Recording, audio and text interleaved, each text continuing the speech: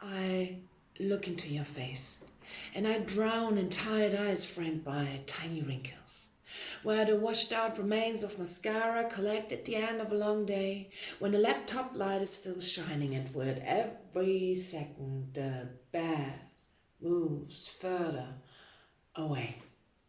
Between emails and tidying, on the mountains of laundry, between your poised femininity and superheroine feats, it sneaks in, gripping you tightly while everyone else is asleep in the silence of the night.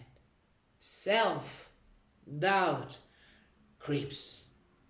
It's far too late again. Your day never seems to have enough hours. There's hardly anything in this world that could exhaust you. Hard to believe that in the end it's the lack of sleep that defeats you. But you couldn't be more motivated.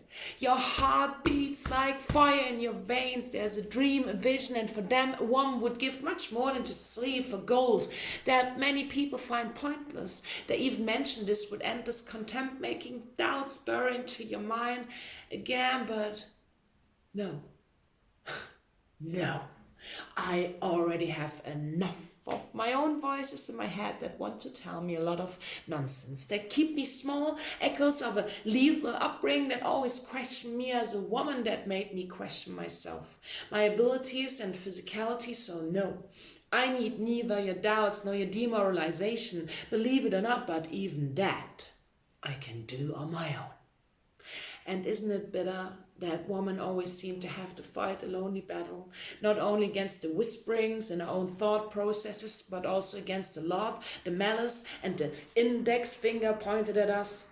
It's not our plans that challenge us, not the children, not the mountains of laundry, not even the emails or countless projects. It's the constant habit to prove yourself. But what more evidence should I bring before you to attest that I have an immense power within me that doesn't just dissolve because I have a pair of ovaries? I can't be a breath of fresh air of change in a world created by man's hands, in a world in which you can't hardly move for so many elbows, but big goals need space, places where ideas have room to breathe, and that's why we are here. We've also grown up through the cracks in the pavement, making space, determined weeds daring to be bright amongst the concrete. Yes, life has taught us to see potential where others can't even imagine it. We find hope where no one else expects it, and expectations, yes, that's something that we are very familiar with. We learn to adapt and pretend not to be a woman. We speak as we don't naturally have a soft voice, but also try not to make too much noise, and it's better not to contradict so as not to be considered bossy. The sexist jokes are swallowed quietly. Instead of blouses, we much prefer to wear nun's robes anyway. How irresponsible is it to walk through the streets with a woman's body, a body that literally screams of provocation? Of course we prefer to be housewives and love working for lower wages. Why strive to be the president when you can be a secretary? Hey, of course I can make coffee. That's why I have a master's degree. And always smile. Yeah, always smile nicely. Then the face looks much prettier. Why not simply glue the corners of the mouth up so that women no longer have to look desperate? And yes, we know it was just meant to be a very lovely compliment. Hey there, sexy. Come on.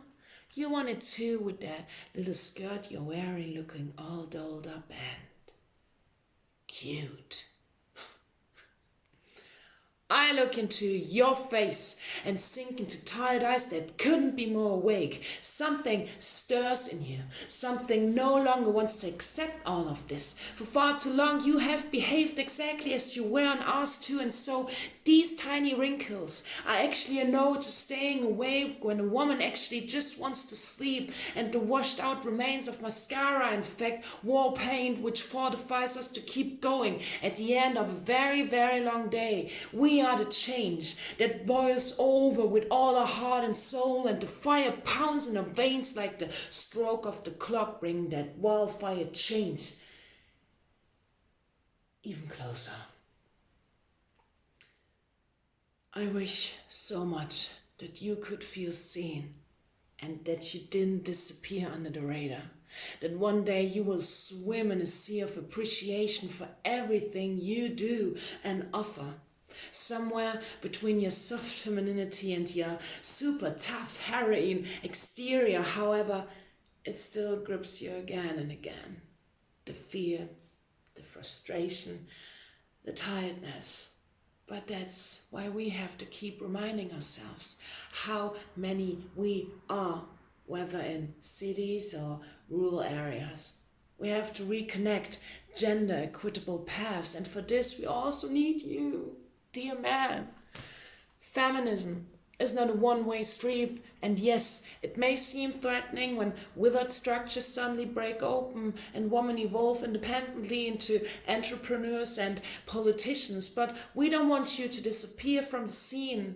We just want to be seen, not as a doll, not as a macho body, but as the other half of the population. We want real equality.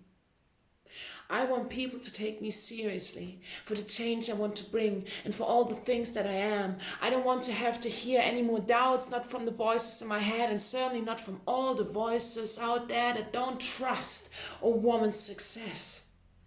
I see your face. Whenever I look into the mirror, I just see the same doubts and the same tired eyes. And because I know this face so well, I will never stop believing in you. And I hope that you feel my support. Because for me, you're the F in female. And that F stands for force.